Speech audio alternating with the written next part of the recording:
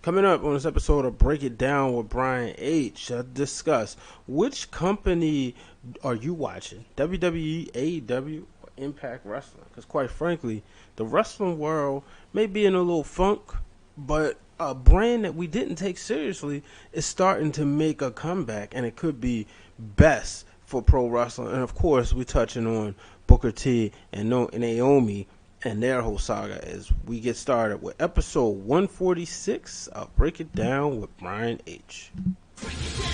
No, baby, that's for somebody else. We're just going to keep you right where you're at right now. It doesn't matter what you The Wrestling Realm presents Break It Down with Brian H. Hello, ladies and gentlemen. Welcome to this edition of Break It Down with Brian H. I am your host, Brian H. Waters, and this show, of course, is brought to you by The Wrestling Realm. If you're on YouTube right now, go ahead, hit the subscribe button, and turn on the bell notifications. And, of course, if you're listening on Apple Podcasts, go ahead and drop that 5-star review, and make sure you tell your friends about the podcast. We're in the middle of a pandemic, and I hope and pray everybody is doing well right now. Be safe, and of course, wash your hands and wear your mask. Ladies and gentlemen, last week, you may remember, I wrote an article about the WWE and how it's time for them to treat their black wrestlers better. Well, this is coming off the heels of hashtag Naomi deserves a chance. And a lot of people who don't understand it, what they fail to realize is, as I said time and time again, we as Naomi fans, we want to see her just get an opportunity, not jobbing out all the time. We want to see her treated as a former world champion. When you look at Charlotte Flair and you look at Becky Lynch and you look, well, I can't even put Becky Lynch in that category right now because she's lost the title and, she gave up the title. But you look at Sasha Banks and Bayley, when they lose their titles, they are always still treated as a world champion. They're not treated as somebody who's cast away. Now, we'll say that's how Becky Lynch was treated, even though she was like the first SmackDown live women's pick, and then she was champion, lost it, and then she was kind of cast aside. That's what's happening with Naomi. So I was looking, and I saw Booker T commented, and it went viral. A lot of people in the black wrestling community didn't like what he had to say. And he basically said, to hell with your hashtags, and how nobody deserves anything. You got to work hard, and Naomi needs to work on psychology. I'm going to play a clip that was a follow-up. I couldn't find that exact clip. I'm going to play the follow-up clip. It'll go right here. I never wanted the world title if it was given to me that way. Me personally, I wouldn't have it. Naomi, I've said it once, I've said 1,000 times. Naomi is perhaps more athletic than every female in that locker room, and perhaps 99% of the females in this business. But psychology and working is two different things. And I just hope and wish that I had my hands on her for 1 month. Naomi would look at this business a totally different way, and that's just my thoughts on that. Hey guys, so here's my issue with that. As we saw Naomi, she would go ahead and tweet, "Will do Booker T, thumbs up." And then we also saw, as I try to navigate, she acknowledged that she was happy about the support. Here's my issue, folks. As black people, for my black listeners out there and for my non-black listeners out there, let me let you in on something. When it comes to things that discusses race, and when it comes to a plethora of people complaining about race, it is not a good idea, in my opinion, for somebody else to publicly criticize. It would be one thing. I'm not saying we shouldn't call each other out, but when you clearly see a lot of people are complaining that she's being treated this way because of the color of her skin. It would have been better if Booker would have picked up the phone and said all of this directly to Naomi. Now, I can understand him being asked this question, but I also think he could have handled it differently. Now, I'm not going to go as far as to say that I think he's cooning and buffooning. I really do think he would genuinely help her. But if you're saying psychology, let's not forget Naomi's husband and his brother, his twin brother, came up from under Booker T's promotion.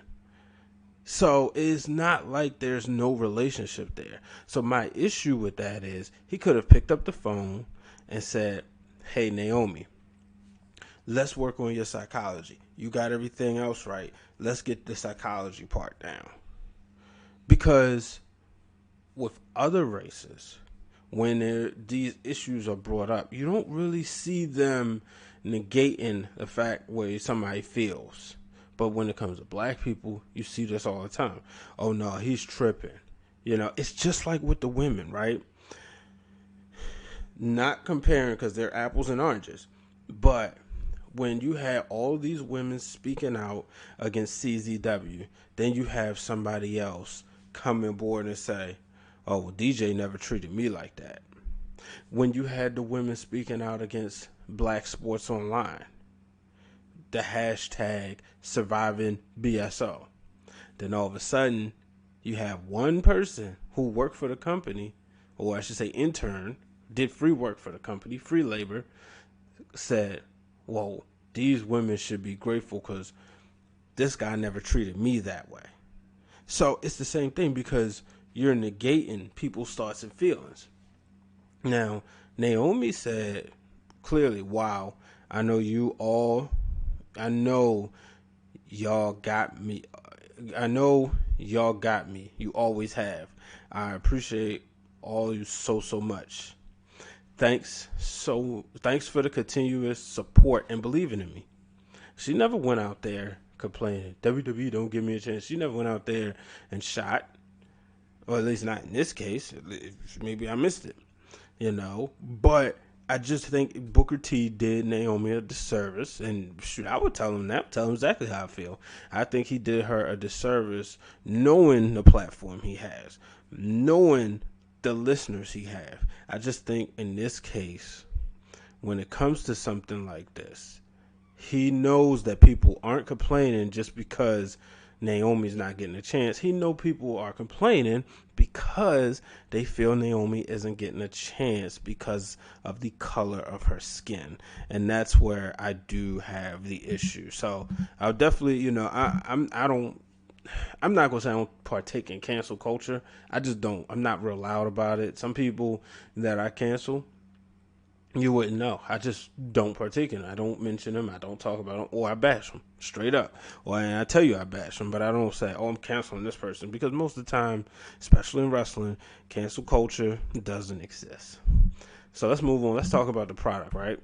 So this past Monday night on Raw, Sasha and Bayley were celebrating. Y'all know I was happy. Sasha Banks, she's the champion, right? She as you can see right there, if you're looking on your screen on YouTube, you got Bayley with the SmackDown Women's Championship and Sasha with the Raw Women's Championship, and both ladies had the tag team titles, and Sasha let everybody know who's boss. But one thing I noticed, that the plates wasn't changed, and as somebody who has a WWE Championship belt, who has purchased additional side plates, them being WrestleMania plates, they don't take that long to take off. In Sasha's case, she doesn't have to pay to get them ordered. Back in the day with the nameplate, you kind of maybe had to wait. So I was like, oh boy, here we go. Something's coming up. And sure enough, it was Stephanie McMahon. Haven't seen her in a while, quite frankly. I think the last time we saw Steph was at Triple H's appreciation show. And she basically told Sasha, hey, you're not the champion, and Asuka, you didn't win the match either. So that sets us up for this Monday on Raw. We get the championship match. Now, I do know that rumors were that the plan was for Sasha to lose, which I think would have been a bad idea. But that was the plan. Sasha was to lose, and then WWE, or say Vince McMahon, decided that against it and decided to go with this rinky-dink finish. So what I'm hoping is, again, please put the strap on Sasha. Let's see what happens. I kind of have a gut feeling she's not going to win. I hope that I'm wrong. But then again, it's on paper. It's not on pay-per-view, so Sasha has a chance, right? I mean, she wins most of her championships on Raw anyway. So we'll see. I just hope they do the right thing, man. Moving on, the Hurt Business. They got a new member, and that is Shelton Benjamin. Shelton Benjamin defeated R-Truth for the 24/7 championship, and he is aligned himself with MVP and Lashley. I love every bit of this. They had a 6-man tag match, as we saw Ali, or I guess we call him Mustafa Ali. Well, either way, he was teamed up with Ricochet and Cedric Alexander. They will get the win. I personally would love to see Ricochet and Cedric turn on Ali and join up with MVP. Why not give MVP an opportunity to work with all the black wrestlers? I'm going to tell you a little secret. I was talking to the real Dwayne Allen the day I'm recording this show, and we was talking about that. He said, hey, MVP can go out there and get all the black wrestlers over. It's a little insight. Yes, the wrestling realm, full effect. But I really, really hope they do something here. I want to see Lashley with the strap. But I understand because Drew McIntyre has been doing his best to carry the brand. So, not necessarily in a rush to take it off of him, but if you're going to take it off of him, I hope it would be with Lashley. But I kind of think that I don't want to say that ship has sailed. It's just difficult, man, because we know that McIntyre is kind of moving forth, so we'll see. But moving forward, moving on, we saw Street Profits. I've commended these guys over and over again, doing a phenomenal job as tag team champions. A very convincing win over Andrade and Angel Garza this past Monday on Raw. I think a lot of times when people look at them, at first you saw Montez Ford was just the star, and he was running away from Angelo Dawkins. But I don't see it that way anymore. I see Angelo Dawkins going out there doing his thing, and he's a solid guy, man. And these two are a great tag team. I don't want to look at them as which one's the Mario Jannetty and which one's the Shawn Michaels. I'm going to take my time and just really appreciate what they are giving us. I'm going to take a break, and when I get back, of course, we're going to talk some AEW. And guess what? Don't go nowhere, because we are also talking Impact Wrestling tonight. So, but several weeks ago, I was on a panel. I hosted a panel, Wrestling for the Culture, and it was with a few of my good friends, and we talked about the racial injustices of pro wrestling. Here's a clip from that show. Make sure once you finish this, if you haven't seen it, go right to our YouTube channel, or it's also available in the podcast archives, because the show is timeless, and I promise you will enjoy it.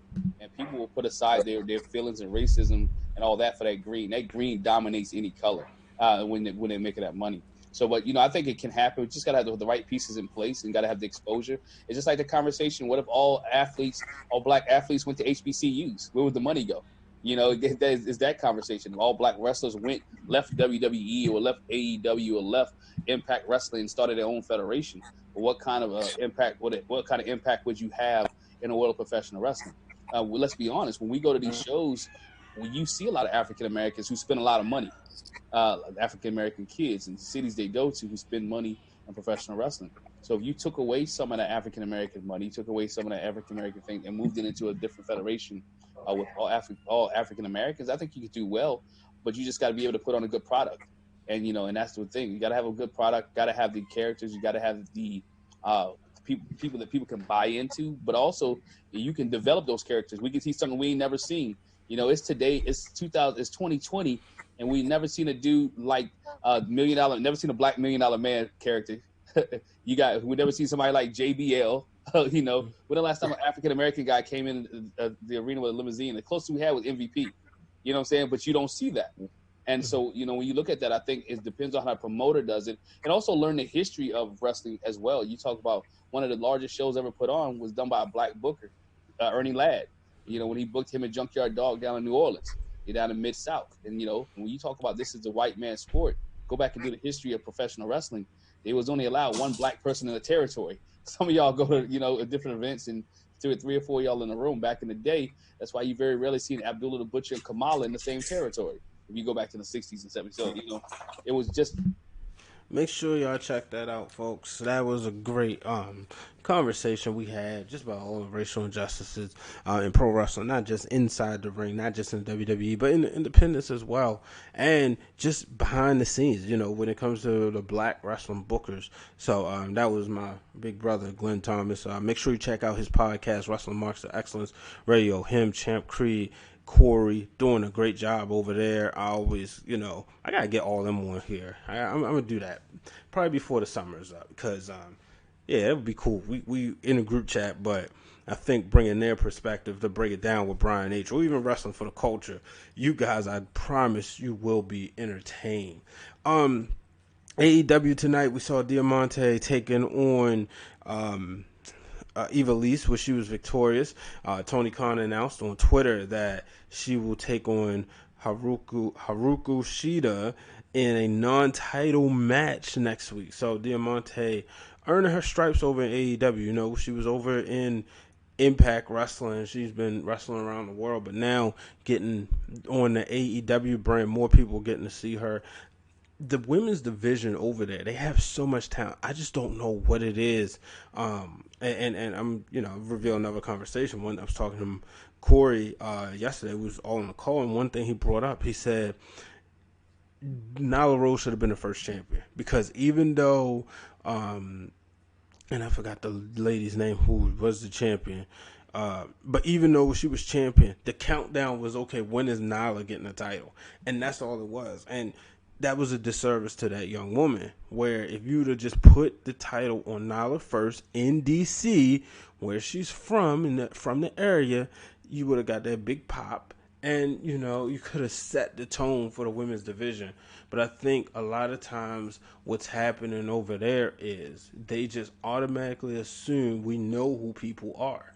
And you're one thing, I was listening to Jim Ross's book, and under the black hat, and one thing he said was when they did the initial SmackDown show, Vince McMahon was constantly in his ear.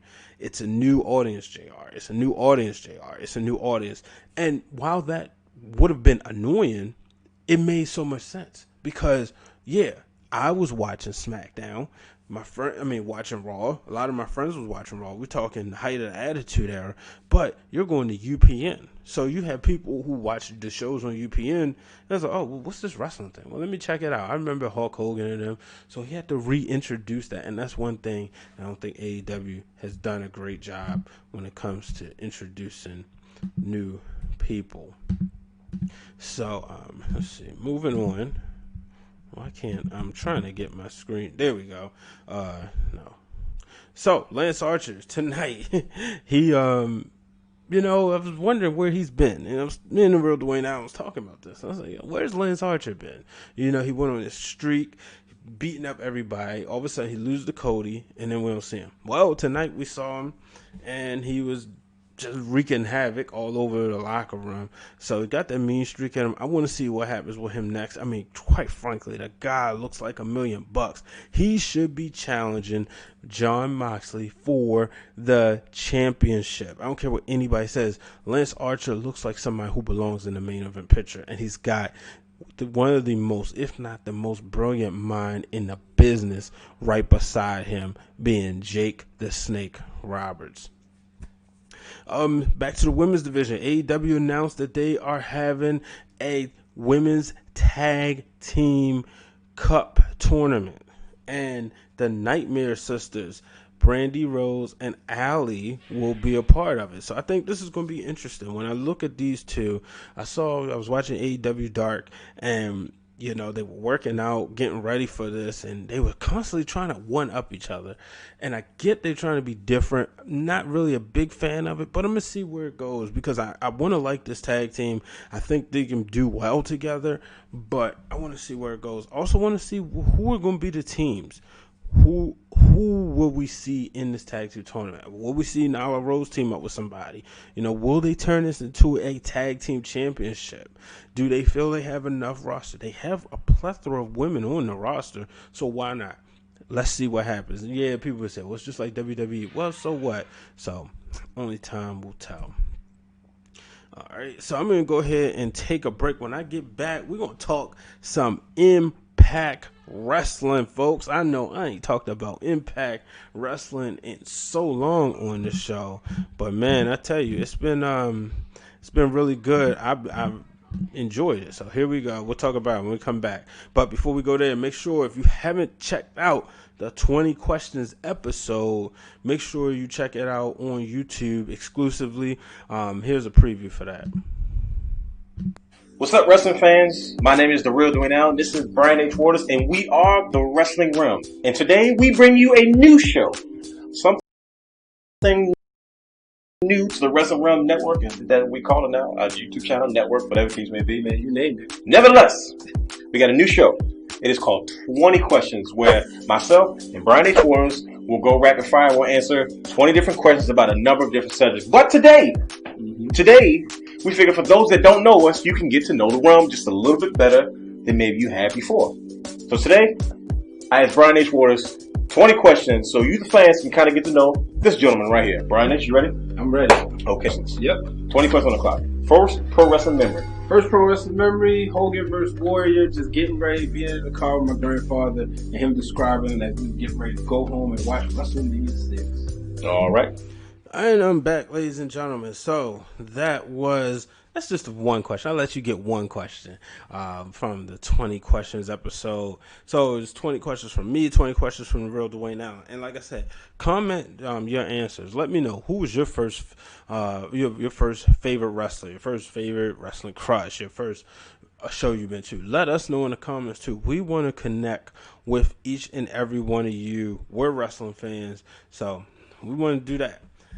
So like I said, the Good Brothers, folks, they are in NXT. In Impact Wrestling. I was listening to that podcast, and I have to say, man, it's real crazy that, you know, the fact that they left the WWE. You know, they wanted to finish their careers there. Unfortunately, the pandemic happened, and also with the pandemic, you know, you had Paul Heyman get them out of there, which led to the friction between him and AJ Styles. But guess what? That means we got AJ on SmackDown, which means more matches with him and Daniel Bryan. But it is unfortunate that they did leave, because you look at the program they was in. But I'm excited for their Impact Wrestling run. You look over there, and I was listening to TW from Terrence, my buddy Terrence, TW Talking About, and when Talking About Wrestling podcast, make sure you check that out.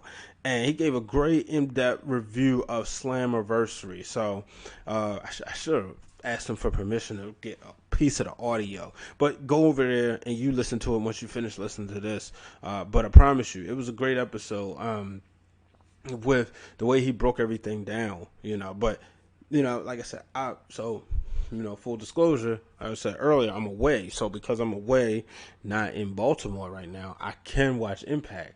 And I'm just like, oh man, you know what? I finally get to see this. So, but I'm going to be watching some more of this, because, like I said, the Good Brothers, they are obviously just being able to see them guys get cut loose. I'm ready to see Carl Anderson and really see what he will do.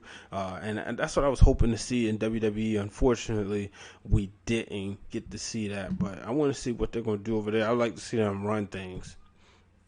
On Impact, we did see Chris Bay, the new X Division champion, give Willie Mack a rematch. Of course, he retained the championship, so congratulations to him. Speaking of Chris Bay, I can't go without mentioning this. You know, a good buddy of mine, Black G's, was on Twitter, and you know, he pretty much said, like, Impact, y'all talking all this stuff, he said maybe he got to call people out. And I'm saying this on the show, on Break It Down with Brian H, that, yes, Impact Wrestling needs to give Black G's a chance. Yeah, he was Rashad Cameron in 2012, but no, we want to see Black G's over there. Give him a shot, man.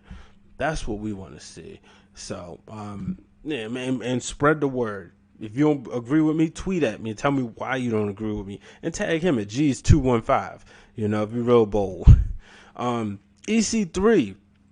EC3 is back.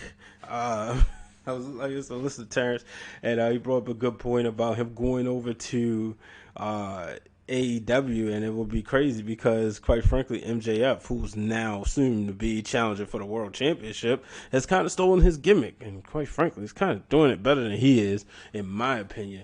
But I want to see what happens with him. This is clearly a better place for EC3. He wasn't being used right in the WWE. He wasn't given a full shine. They made him look like, as Champ Creed said, a jacked up car salesman. So I'm happy to see him back at home. I'm really excited about seeing this reset that Impact Wrestling is doing. And of course, Eddie Edwards is the true Impact Wrestling World Champion, as he was victorious this past Sunday. Eddie Edwards is somebody I've always enjoyed wrestling. Actually, a few years ago, saw him at a bar after a Ring of Honor show, that Ring of Honor after party. He was, real cool to talk to. But none of that. Just he's somebody that I really enjoy watching his matches. And back in the day, and I was looking at some old Ring of Honor footage where him and Davey Richards was beating the crap out of each other. But Davey Richards to me just never had that personality where Eddie Edwards had a little bit more personality. So. And then we also crowned new tag team champions at Impact, as the Motor City Machine Guns have regained their coveted Impact Wrestling Tag Team Championships, beating the North. So congratulations to them. But ladies and gentlemen, that will do it for this week's episode of Break It Down with Brian H. I will be back in studio either Friday or next Wednesday, or maybe just one random day I just decide I want to talk wrestling. But make sure you subscribe to the show. As always, make sure you subscribe to the podcast. You know where you can find it at. So make sure you do that. As I always say, tell a friend about it, and that way they know about the wrestling realm. And until the next time, folks, I'm Brian H. Waters. So long, everybody. Thank you for tuning in to this week's episode of Break It Down with Brian H. Hit the subscribe button and turn on the bell so you get notified every time the Wrestling Realm posts new content.